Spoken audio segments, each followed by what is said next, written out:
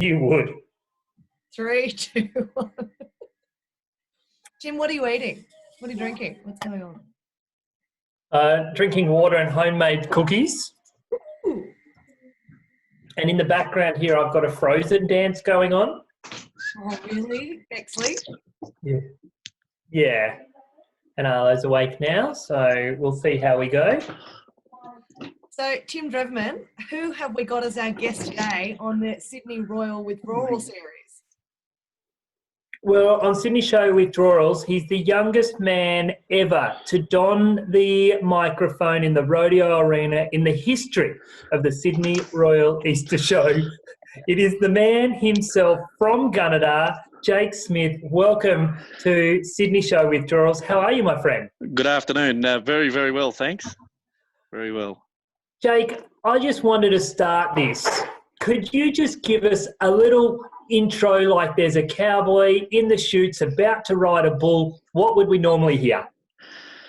Oh, well, you'd probably hear, Tim, that Dave Worsfold, the 5 times Australian bareback riding champion, is placing his hand in the bareback rigging, and he has drawn the 5 times multi-award-winning bareback horse from the Gill Brothers Rodeo Company, Little Egypt.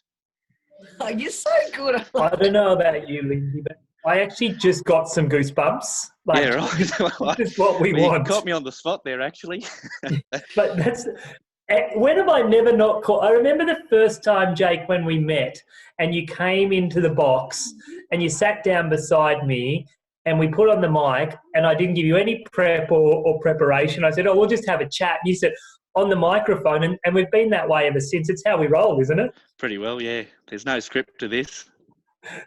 One of the highlights. There isn't really a script, I don't think. If there is, somebody let me know. Anyway. One of the highlights of hearing your voice, Jake, is we know that at start of the awesome rodeo series that the crowd just loves at Sydney Royal, but also for Tim and I, it means we finally get dinner time. So we love handing over to you from the broadcast box upstairs. Now, you spent a chunk of your year all throughout Queensland, New South Wales and Victoria, announcing at ag shows, announcing rodeos. You will have missed quite a few events in the last few weeks and in the next few months to come. What's been cancelled for you that you are looking forward to? Yeah, well, first Sydney Show, as we all know, but just before Sydney, that I actually was going to the Royal Toowoomba Show, first time up there. That was cancelled, and then coming probably to the busiest time of year from my local town in Gunnedah, the annual show there, right through to, I think the last show was the last weekend in July at Mossman, just up near Port Douglas in far north Queensland. So everywhere in between, from Rockhampton, Gympie, and Mackay and all those shows up the Queensland coast have all been cancelled, yeah. Jake, I know I got this when I started and you're about the same age I was when I got into commentating and announcing. Where's the passion and the interest and the drive come from? Well, I probably through my previous career, I was an auctioneer, and I always remember going to my local show here in Gunnedah, and just that time of year, it was the most exciting time of year, and all the rides used to come to town with the showmen, and it was just a real buzz. That time of year being showtime, and every day after school the showgrounds were right next to my high school, and we used to go over there and walk through and introduce ourselves to the showmen, and always actually dreamed of running away and working for one of the showmen actually with the rides and that. But that's where the passion began, and being involved in the livestock business and agriculture, and it's just one of those times where everybody gets to present their hard work for the 12 months. It's the gatherings of these small communities in New South Wales, Queensland and Victoria, Australia-wide for that fact. Jake, when you're appointed to be the official voice of the rodeo at Sydney Royal Easter Show, immediately you're going to be in front of tens of thousands of people every night. Rodeos can go any which way. They can go wrong. They can go really, really well. You must have been terribly nervous. And had you been to Sydney Royal much before that? I'm curious to know how you felt at that first show. I went to Sydney Show in 2000 when I was a kid. Went to my grandparents' place and caught the train down. And never been back since. And then that 2018 was my first Sydney show, and I got to call State of Origin Rodeo, and that's the Easter weekend, which is big crowds. So yes, stood in front of 30 or 40,000 people, I think, on that Good Friday. So yeah, it was pretty nervous. How did you find, having been there 2018, coming back in 2019? Was it like putting on an old pair of jeans, or were you still got those nerves each night? Always get nervous before you do any performance. Doesn't matter really whether you're at Sydney Show or you're at Richmond in North Queensland in front of 500 people. I think that just, you always spark up though. And when you step into Sydney, your game face is on, and the adrenaline really gets pumping, and it just all comes together. Great bunch of people behind you and support you, and it just brings the best out in each and every one of us.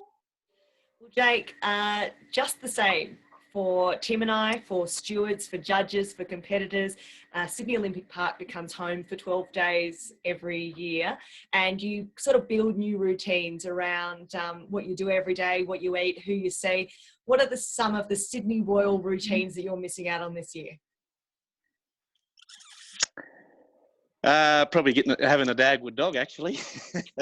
One of the first things I used to do when I went to the showground. But no, look, my routine started, I used to get up pretty early every morning, about 6, 7 o'clock, and used to have breakfast and just go through the morning formalities.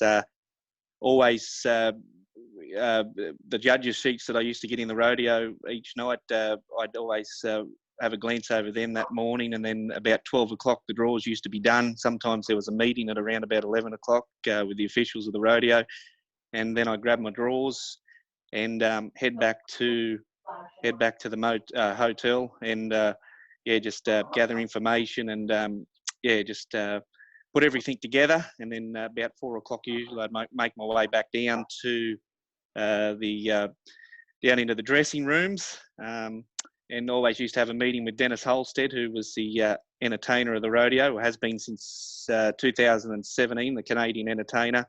We used to have a little bit of a brief meeting how we were going to sort of conduct that evening with his slots, and used to get the headset put in, and microphone, have a sound check, make sure everything's right, make sure the boots are polished one last time, and step out. Has there, obviously there's all the highlights of things happening, all the wonderful enjoyment, but has there been a moment in those 2 years of commentating the rodeo in 2018, 2019 that you wish you could forget, that you could put away and erase from history? That's a very good question. I'm dashed if I know, really, but probably the first year I was there, Denny Halstead, I only met him probably 25 minutes before we went on for that Good Friday performance in 2018 in the State of Origin, and first time working with Dennis, and we've all got our different ways how we work and that, so that was a little bit of the unknown. But probably when we made that performance, he said, I'm going to do a song during the show at the half-time, Sweet Caroline, and he's going to get the crowd to join in. He said, I want you to sing a line 2 with us. And I said, oh yeah, so this will be interesting. Anyway, that played on my mind right from the bareback and steer wrestling, and then it come to that moment, and we went right across to the fence in the middle of the spotless stadium, and this is when he was going to do his thing, and I thought, geez, I've got to be switched on here. I don't really know what I'm doing, but anyway, we'll give it a go. And he started singing, and then he threw it over to me, and I don't know whether anybody heard it, but that's when I sort of really very, very embarrassing actually, because I'm not a singer, and I had to sing that line of Sweet Caroline. I don't really know what I said, but anyway, we got away with it. And after that, he sort of said, I set you up, didn't I? I said, yeah, you won't get me twice. But anyway, I've squared the ledger with him a few times since we've been in the arena with little things. So it's all part and parcel of the game. But yeah, that was probably the most embarrassing moment of my career, really, I think, anyway. Tim Dreverman, I want to ask you, have you ever had a moment that you wish hadn't happened at Sydney Royal? I know I have one from last year. Yes, there's probably lots. There's been times where you've said things and you wish you could retract them. I'm just trying to think of something that I could probably say. I know As I was asking that, I think there's something, I'm going to flip it, and something that I felt very touched to do, which nearly broke me, was when I had to read a piece about Peter Eggleton. And I know you're in the box, and Chris had asked us to do it. And I was down there for the R.M. Williams presentation, and everyone was crying, and it was a really emotional time. And I remember trying to gain my composure to do it. And that's something, if I had my time again, I'd love to do that piece again, because I don't feel I gave it all that I could, but it was a really emotional time. I mean, I've fallen over on camera. I've made goose of myself. I think actually that the time I wish I could have again, and this was a funny one, in 2013 I was doing the Girls trick riding for Heath and Chrissy Harris. And on Good Friday, the guy who was Jason Cram, who was commentating the D-Max Utes, he had to disappear. So at 11:30, they came and saw me and said, "Could you commentate the Utes on Good Friday?" Yep. They gave me an iPad. I quickly had all these notes. And just as I walked out, and I was only talking to him yesterday, Jack Monkhouse, who is an original driver of those, he was with them for 20 years, said to me, Timmy, I've got to change something on your notes. Grab my notes and push me out. And the last thing they said is, whatever you do, don't call them the Hilux Heroes, because they'd only switched over to the Team D-Max. So what does Tim do? He picks up the microphone. He said, "Ladies and gentlemen, who wants to see the Hilux here?" Oh, no. and I could just look at Scotty Anderson, who owns them, at me, and he just shook his head laughing. Anyway, so we did the show, and I did it then for the rest of the show, having never commentated the Team D-Max, and I made things up, and the boys thought it was hilarious. They'd watch back the thing and say, "That's not right, this isn't right," but it was a lot of fun. But yeah, calling the Hilux Hero, the Team D-Max, the Hilux Heroes, was probably something I wish I could take back. Oh, so good. And you're just under the pressure of live commentary the whole time.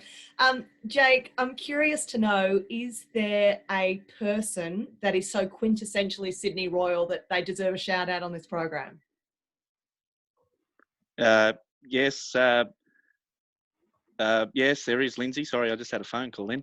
Jim Callinan, Mr. Jim Callinan, who calls the World Championship camp draft. Champagne camp drafting, Jake. Champagne camp That's draft. him. He's Can he do it? Can he do it? Can he do it again? Love it. Yeah, no, there's a couple of young blokes that commentate and are taking, learning from Jim Callinan. And one of Jimmy's famous lines is, "Oh, you wouldn't read about it." So these two young blokes, to pay the appropriate homage to that statement, always finish that with, "You wouldn't read about it, Jimmy. You wouldn't read about it, Jimmy," which I think is such a nice touch. I think we need to try and get Jimmy on this program. I don't know how he's going to go technology-wise, but I think we're gonna put it out there. Jimmy, we want you. I think that's a very good idea. Here's the call out. Is he on Facebook? I've got his phone number. I've definitely got his phone number. I'm going to give him a call and see if we can make it work. But Jake, 45 years he's been going to the Sydney show for. He told me the other day on the telephone. Really? Yeah, he doesn't know what he's going to do this Easter because he doesn't like Easter eggs, so he's going to be lost. Jake, which leads me to my next point. This time of year, we keep saying it, it's just a bizarre world that we're living in. It's strange that's happening. Make sure you do give all those Sydney show people a shout out. Mate, hope you can survive. I hear it's raining up at Gunnedah, or has been the last little while, so that's excellent news. And, mate, we look forward to seeing you, if not before, at the Sydney Royal 2021. Terrific. And to you, Tim and Lindsay, have a wonderful and safe and happy Easter with your families. Thanks, Jake. Stay well. Jake, we most certainly will, mate. Thanks for joining us, and look forward to hearing you at a rodeo in not too distant future. Thank you. Bye for now.